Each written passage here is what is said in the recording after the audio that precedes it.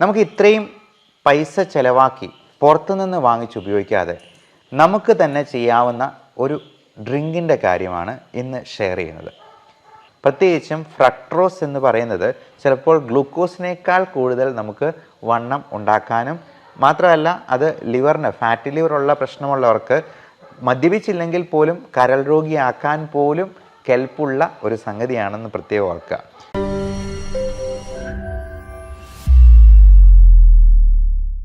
Body weight കുറയ്ക്കാനായിട്ട് വണ്ണം ഒന്ന് ഒതുക്കാനായിട്ട് മാർക്കറ്റിൽ പല പ്രോഡക്ട്സും ഇന്ന് അവൈലബിൾ ആണ്. ഒരുപാട് വില കൊടുത്ത് നമ്മൾ പല സപ്ലിമെൻറ്റ്സും വാങ്ങിച്ച് ഷെയ്ക്കായിട്ടൊക്കെ അടിച്ചു കുടിക്കുന്നത് പല പേഷ്യൻസും വന്ന് പറയാറുണ്ട്.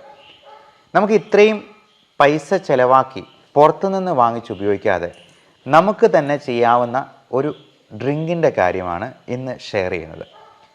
ഇത് വണ്ണം കുറയ്ക്കാൻ മാത്രമല്ല, നമ്മുടെ പ്രോട്ടീൻ സപ്ലിമെൻറ്റ് ചെയ്യുന്നത് വഴി നമുക്ക് ഡെഫിഷ്യൻസീസ് ഉണ്ടാകാതിരിക്കാനും കൂടി ഹെൽപ്പ് ചെയ്യും എന്ന് മനസ്സിലാക്കുക.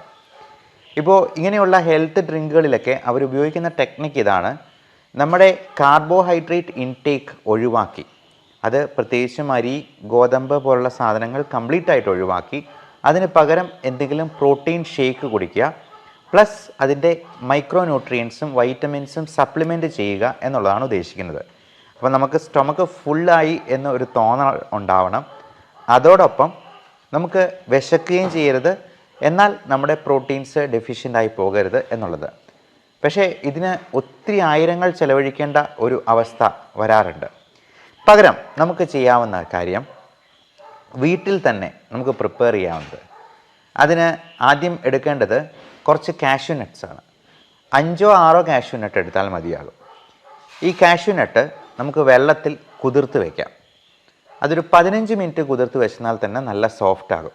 അതിലേക്ക് നമുക്ക് ഏലക്ക നല്ലപോലെ ഒന്ന് ചതച്ച് അതിൻ്റെ പുറന്തോട് മാറ്റി അതിൻ്റെ സീഡ്സ് എടുത്ത് അത് ചെറിയ ഗ്രൈൻഡറിൽ വെച്ച് നമുക്ക് തന്നെ അരച്ച് അതിൻ്റെ പൊടി എടുത്തിട്ട് ഈ കാഷ്യൂ നട്ട് കുതിർത്ത് വെച്ചിരിക്കുന്നതിലേക്ക് ആഡ് ചെയ്യാവുന്നതാണ്. അതോടൊപ്പം നമുക്ക് ഒരു ഈന്തപ്പഴത്തിൻ്റെ ഒരൊറ്റ ഒരെണ്ണം എടുത്താൽ മതിയാവും. ഈന്തപ്പഴത്തിന് മധുരം ഉണ്ടാകാം. അപ്പോൾ നല്ല സോഫ്റ്റ് ആയിട്ടുള്ള ഈന്തപ്പഴം കുരു കളഞ്ഞിട്ട് ഒരെണ്ണം മാത്രം ഇതിലേക്ക് ഇടുക. നമുക്കത് കഴിക്കാനായിട്ട് ടേസ്റ്റിന് വലിയ പ്രശ്നം ഉണ്ടാകരുത്, എന്നാൽ ഷുഗർ ആഡ് ചെയ്യുന്നതിന് പകരം നമുക്ക് ഈന്തപ്പഴത്തിൻ്റേതായിട്ടുള്ള വൈറ്റമിൻസും ന്യൂട്രിയൻസും കൂടെ കിട്ടുകയും ചെയ്യും എന്നുള്ളതാണ്.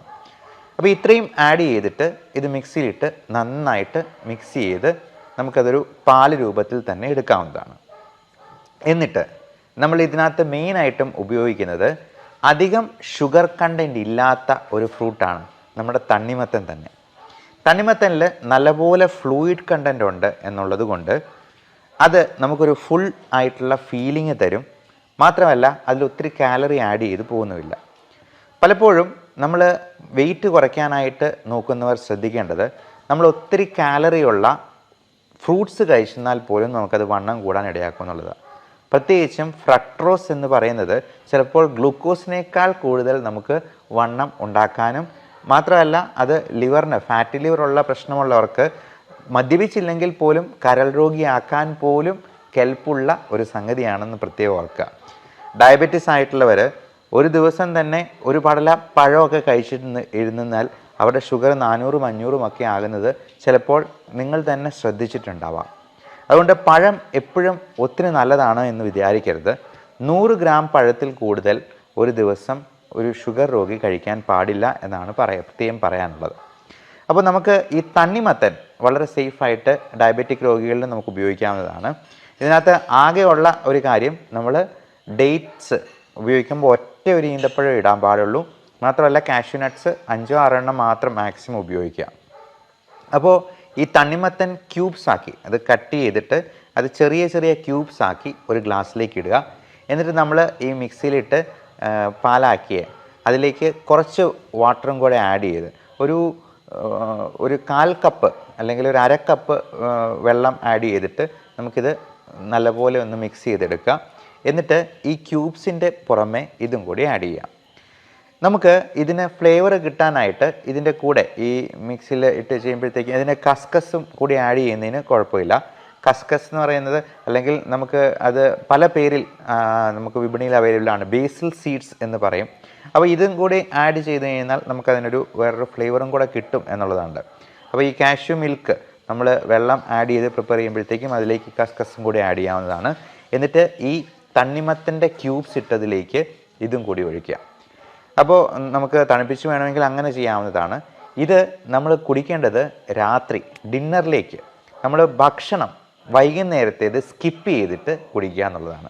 അതായത് വൈകുന്നേരം ഒരു 5 മണിക്ക് ശേഷം നമ്മൾ ഈ ഒരു ഡ്രിങ്ക് മാത്രം കുടിച്ച് ഒറ്റ ഗ്ലാസ് മാത്രം കുടിച്ചാൽ മതിയാവും.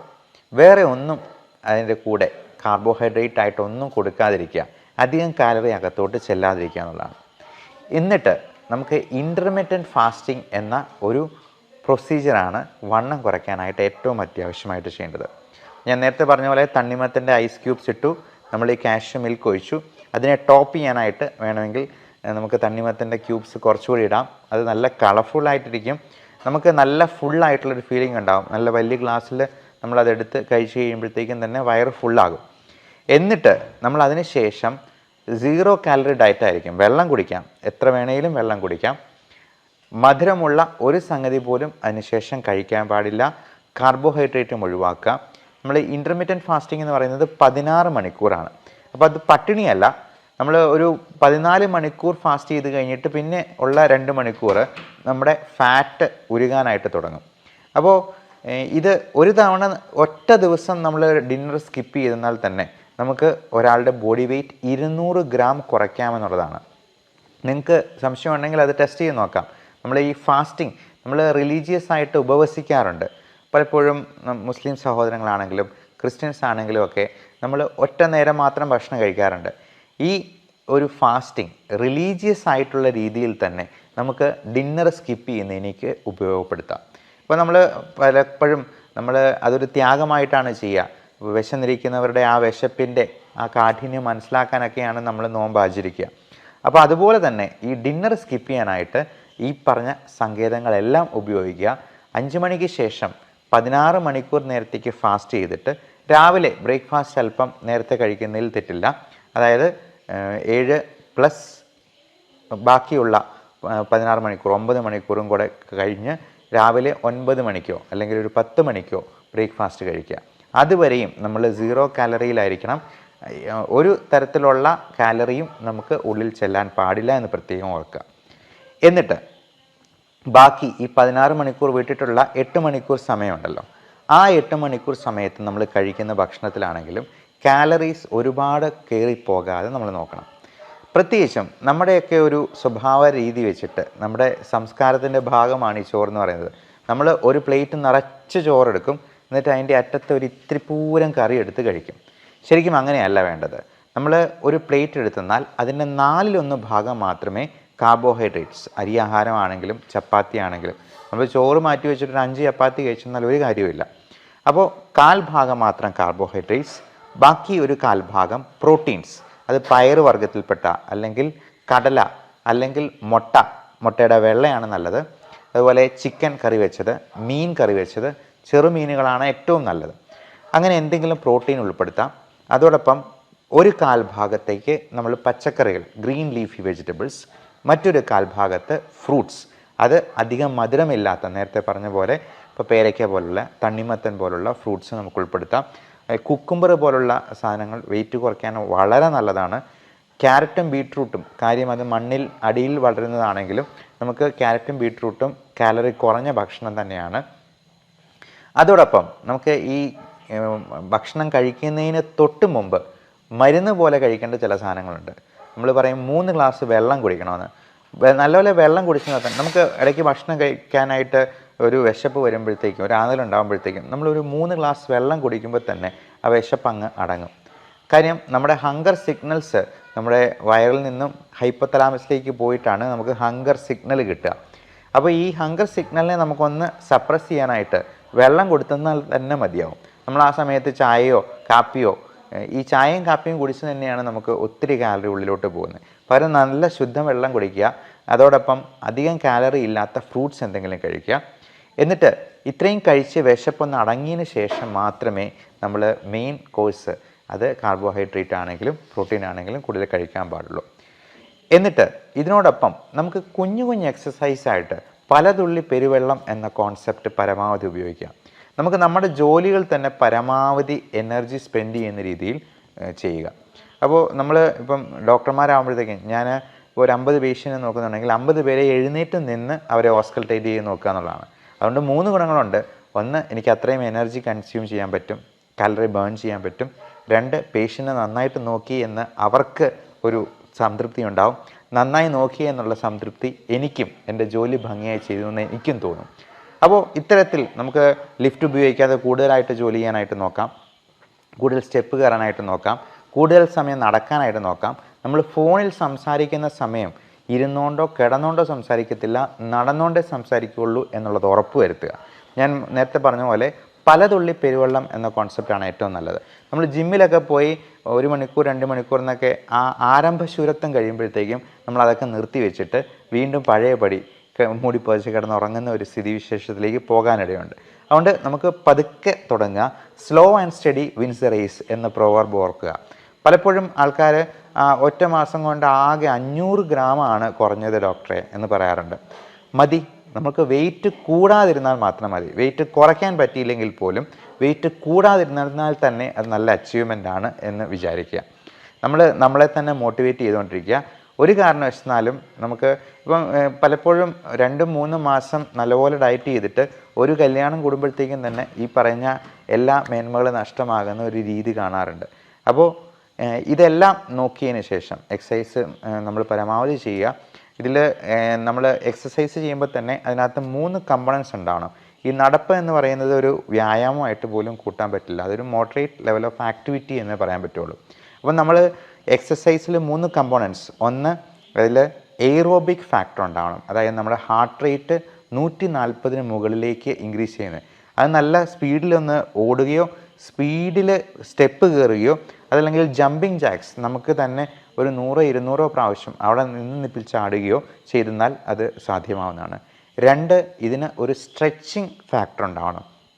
നമ്മൾ പുഷപ്പ് ചെയ്യുമ്പോഴും നമ്മുടെ ജോയിൻസ് സ്ട്രെച്ച് ചെയ്യുന്നത് പോലെ നമുക്ക് എല്ലാ ജോയിൻസിനും സ്ട്രെച്ചിങ് കൊടുക്കുന്ന രീതിയിൽ ഉള്ള എക്സസൈസ് അതിൻ്റെ ഭാഗമായിട്ടുണ്ടാവണം. ഇപ്പോൾ സ്ക്വാറ്റ്സ് പോലുള്ള എക്സസൈസോ അല്ലെങ്കിൽ സ്ട്രെച്ചിങ് എക്സസൈസ്, പുഷപ്പ് പോലുള്ള എക്സസൈസോ ഒക്കെ അതിനകത്തൊരു സ്ട്രെച്ചിങ് ഫാക്ടർ. പുഷപ്പിൽ തന്നെ aerobic, stretching and strengthening factor 3 വരുന്നുണ്ട്. അപ്പോൾ 3ാമത് പറഞ്ഞ കാര്യം സ്ട്രെങ്തനിങ് ആണ്. നമ്മുടെ മസിൽസിനെ എല്ലാം ബിൽഡ് ചെയ്യാനായിട്ട് നമുക്ക് വെയിറ്റ് കുറയ്ക്കാനായിട്ടും മസിൽ സ്ട്രെങ്തനിങ് എക്സസൈസ് ചെയ്യണം. ഇപ്പോൾ പലപ്പോഴും വെയിറ്റ് കുറയ്ക്കുന്ന കാര്യത്തെക്കുറിച്ച് ആലോചിക്കുമ്പോഴത്തേക്കും ഈ മസിൽ സ്ട്രെങ്തനിങ് അല്ലെങ്കിൽ അത് ചെയ്യുന്നതിനെക്കുറിച്ച് ആൾക്കാർ ചിന്തിക്കത്തില്ല. അപ്പോൾ പ്രോട്ടീൻ സപ്ലിമെൻറ്റ് ചെയ്യുകയും വേണം, അതോടൊപ്പം നമ്മൾ മസിൽ സ്ട്രെങ്തനിങ് വ്യായാമങ്ങളും കൂടി ചെയ്യണം. അപ്പോൾ ഡംബൽ ഉപയോഗിച്ച് ചെയ്യുന്നതും ഒക്കെ ഈ മസിൽ സ്ട്രെങ്തനിങ് എക്സസൈസിൽ പെടുന്നതാണ്. അപ്പോൾ ഇങ്ങനെയെല്ലാം നോക്കി നമ്മൾ കൃത്യമായിട്ടുള്ള ഒരു സ്ലോ ആൻഡ് സ്റ്റഡി ആയിട്ട് നമുക്ക് വെയിറ്റ് കുറച്ചാൽ മതി. നമുക്ക് പെട്ടെന്ന് വെയിറ്റ് കുറയ്ക്കുന്ന എന്തെങ്കിലും തരത്തിലുള്ള കാര്യങ്ങളിലേക്ക് നമ്മൾ പോകാതിരിക്കുക. അതിനുള്ള മരുന്നുകൾ പലപ്പോഴും പറയാറുണ്ട്. അത് ഏറ്റവും സേഫ് ആയിട്ടുള്ള മരുന്നുകൾ മാത്രം നിങ്ങളുടെ ഡോക്ടറോട് ചോദിച്ചിട്ട് മാത്രം ഉപയോഗിക്കുക. പലപ്പോഴും ഷുഗറിന് കൊടുക്കുന്ന മെറ്റ്ഫോമിൻ ഗുളിക പോലും വെയിറ്റ് കുറയ്ക്കാൻ സഹായിക്കുന്നതാണ്. അതോടൊപ്പം നമ്മൾ പലപ്പോഴും ഈ ഡിപ്രഷൻ, ആങ്സൈറ്റി പോലുള്ള പ്രശ്നങ്ങളുണ്ടെന്നുണ്ടെങ്കിൽ അതിന് കൊടുക്കുന്ന മരുന്ന് അല്പം ഉറക്കം കൂടി ഉണ്ടാക്കും. അപ്പോൾ നമ്മൾ ഒരു കാര്യം പ്രത്യേകം ശ്രദ്ധിക്കേണ്ടത്, നമ്മൾ രാത്രി എത്ര വൈകി ഉറങ്ങാൻ കിടക്കുന്നോ അത്രയും നമ്മൾ അടുക്കളയിൽ കയറി എന്തെങ്കിലും കഴിക്കാനുള്ള ടെൻഡൻസി വളരെ കൂടുതലാണ്. അത് മിക്കവാറും മധുരപലഹാരങ്ങളോ കാലറി കൂടി എന്തെങ്കിലും ആയിരിക്കാൻ ചാൻസ് ഉണ്ട്. അതുകൊണ്ട് എത്രയും നേരത്തെ കിടന്നുറങ്ങുക. ഒരു 8 മണി 9 മണി ആകുമ്പോഴത്തേക്കും കിടന്നുറങ്ങിയെന്നാലും ഒരു കുഴപ്പമില്ല. അതിന് നേരത്തെ കിടന്നുറങ്ങാനായിട്ട് ആ രീതിയിൽ മരുന്നുകൾ നമുക്ക് മോഡിഫൈ ചെയ്യാവുന്നതാണ്. അതോടൊപ്പം ഈ വെയിറ്റ് കുറയ്ക്കാനുള്ള വളരെ നല്ല മരുന്ന് ഇപ്പം മോഡേൺ മെഡിസിനിൽ തന്നെയുണ്ട്. അത് പലതരത്തിൽ ആക്ട് ചെയ്യുന്നതുണ്ട്. നമ്മുടെ ഫൈബർ കണ്ടൻറ്റ് കൂട്ടുന്ന രീതിയിലുള്ള ആൽഫ സൈക്ലോഡെക്സ്ട്രിൻ എന്ന് പറയുന്ന മരുന്നുകളുണ്ട്. അതുപോലെ നമ്മുടെ ഫാറ്റ് അത് അബ്സോർബ് ചെയ്ത് പോകാതെ ഇൻറ്റസ്റ്റിനിലൂടെ അത് മലത്തിൻ്റെ കൂടെ തന്നെ പോകുന്ന രീതിയിലുള്ള ഫാറ്റ് കില്ലിംഗ് ആയിട്ടുള്ള മെഡിസിൻസ് ഉണ്ട്. അപ്പോൾ ഇത്തരത്തിലുള്ള കാര്യങ്ങളെക്കുറിച്ച് നിങ്ങളുടെ ഡോക്ടറോട് ചോദിച്ച് മനസ്സിലാക്കുക. അത്യാവശ്യമെങ്കിൽ അങ്ങനെയുള്ള കാര്യങ്ങൾ നോക്കുക. അപ്പോൾ വെയിറ്റ് കുറയ്ക്കുക എന്ന് പറയുന്നത് പല അസുഖങ്ങൾക്കും ഒരു ഒറ്റമൂലിയായിട്ട് കണക്ക് കൂട്ടാം. Diabetes, hyper tension, cholesterol, fatty liver എന്ന് വേണ്ട മുട്ടുവേദന, കാലുവേദന പോലുള്ള പ്രശ്നങ്ങൾക്ക് പോലും അതൊരു നല്ല പ്രതിവിധിയാണ്. അത് ഏറ്റവും ഭംഗിയായിട്ട് ചെയ്യാനും അത് വളരെ പതുക്കെയാണെങ്കിലും സ്ലോ ആയിട്ടാണെങ്കിലും അതിന് റിസൾട്ട് കിട്ടുമോ എന്നുള്ളത് നോക്കുക. കാരണം വെയിറ്റ് കുറയ്ക്കേണ്ടത് വളരെ വളരെ അത്യാവശ്യമാണ് ഇന്നത്തെ ഈ ജീവിതശൈലി രോഗങ്ങളുടെ കാലത്ത്. Thank you.